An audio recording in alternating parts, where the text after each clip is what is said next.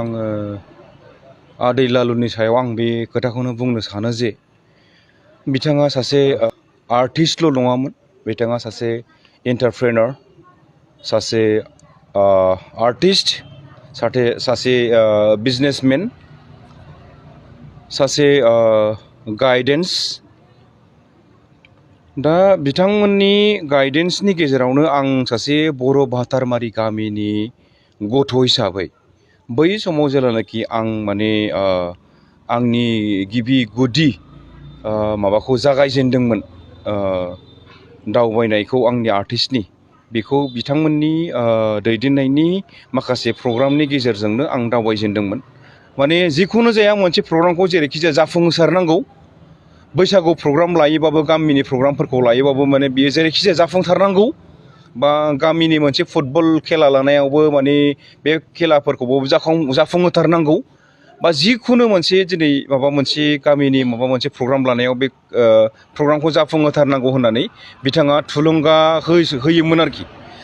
दा जानो हागौ बिथांनि थुलुंगा होनायावनो आङो दिनै सासे NSDN हिसाबै आङो नेसनेल बा इन्टारनेसनेल लेभेलावहाय आं सासे आर्टिस्ट हिसाबै आं सिनायथि मोनदों। दा आङो आदै लालुनि बेबादि थुलुंगा होनायखौ आङो जेब्लायबो बावगारनाय नङा। थिग बेबायदिनो आङो दिनै स्टेट लेभेल बा नेसनेल लेभेलसिमल' नङामोन, बिथांनि सान्थौ बा साननाया माने जोंनि बर' हारि बा बर'नि हारिमु आयदाखौ बा सिनेमा आयदाखौ गोजौ थाखोसिम लांनायनि मोनसे सिमां दङमोन। दिनै बिथाङा हायाब्लाबो 50% जोंनि सावथुन मुलुगखौ दावगाहोनो हादों। दा बे 50%नि थुलुंगानायखौ जों लानानै जोङो माखासे बिथांनि आद्रा थानाय सिमांखौ जोङो जौगाहोलांनांगोन। बेखायनो आङो दिनै बेखौनो बयनिसिमबो बेखौनो फोरमायनो नागिरदों। दिनै आङो आर्टिस्ट हिसाबै बेखिनिखौनो आं बिराद माने दुखु मोननाय फोरमायदों आरोखि। गोजोननाय थाबाय। नोंथांमोननि निउस चेनेलनिसिम आंनि गोसो गोरबोनि खुलुमनायखौ जासिहरग्रोनाय जाबाय। दिनै थारैनो जोबोद दुखुनि सान। मानो होननानै बुङोब्ला जोंनि बर' फिल्म इन्डास्ट्रिनिफ्राय सासे गागि आर्टिस्ट जोंनि गेजेरनिफ्राय रुंसारि जानानै थांबाय। दा बिनि थाखायनो जों बयबो आर्टिस्ट हिसाबै जों गोसोनिफ्राय जोबोद दुखु मोनदों। दा बिथांनि होथाय होननानै बुङोब्ला बिथाङा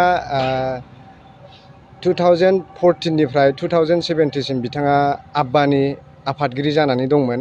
बै समाव बड' सिने आर्टिस्ट एस'सिएसन जाथ'वाखैमोन। बै समाव अल बड' आर्टिस्ट एस'सिएसनसोमोन। दा बै समाव बिथाङा आफादगिरि बिबानखौ सामलायबोदोंमोन। बे समाव बिथाङा आफादगिरि बिबानखौ सामलायनाय समाव गोबां लाइमोनफोरखौ बिथाङा थुलुंगा होबोदों।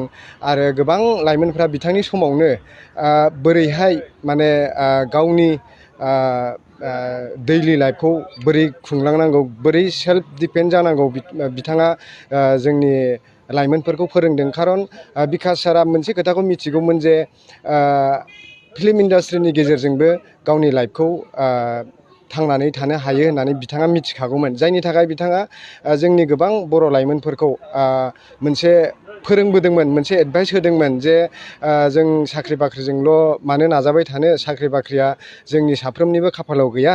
बेखायनो जोङो नैबे सिनेमा लाइनजों थाङोब्ला जों माखासे बेखार जेंनाखौ जों सल्भ खालामनो हागोन होननानै बिथाङा लाइमोनफोरखौ बुङोमोन। आरो लाइमोनफ्राबो सोलोंबोदोंमोन।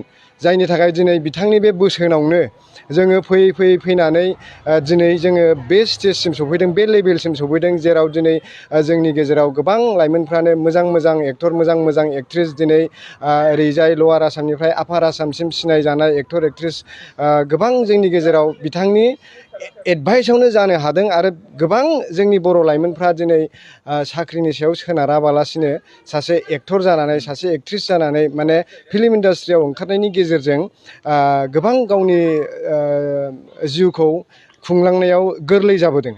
दा बेफोरखौ नायोब्ला जोङो दिनै बिकास सारा रुंसारि जालांनायखौ जोंनि गेजेरनिफ्राय जोबोद गिदिर मोनसे जाय बिथाङा एडभाइस होयोमोन, माने जोबोद गिदिर थुलुंगानाया मोनसे गोमालांबाय होननानै जोङो दुखु मोनदों आरो।